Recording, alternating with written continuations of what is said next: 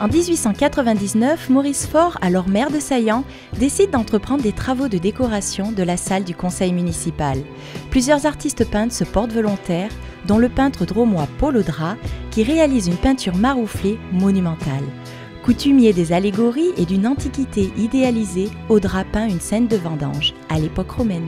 Paul Audrat est né à Valence en 1869. Il est le fils d'un peintre qui dirige l'école d'art municipale de Valence et c'est lui qui va l'initier donc à la peinture.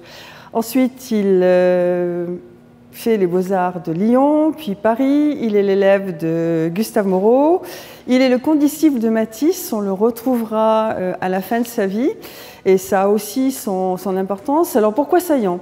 Son grand-père avait une usine textile, une fabrique de textile à Saillant.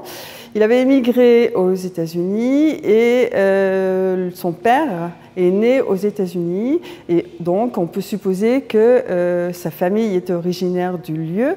Et aussi, sans doute, avec un lien avec Maurice Faure. Maurice Faure, qui était un homme politique important à Saillant et qui était félibra. Cette toile marouflée représente une scène de vendange. Une scène de vendange qui se découpe en deux parties.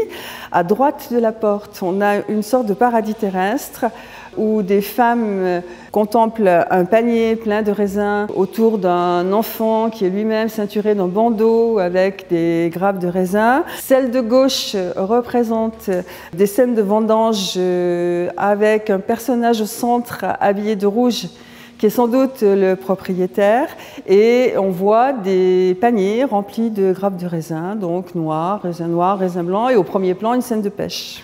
On peut distinguer à l'arrière-plan des vignobles sur échalas, qui n'est pas vraiment romain, et aussi des hommes dénudés, une femme qui porte une corbeille sur la tête.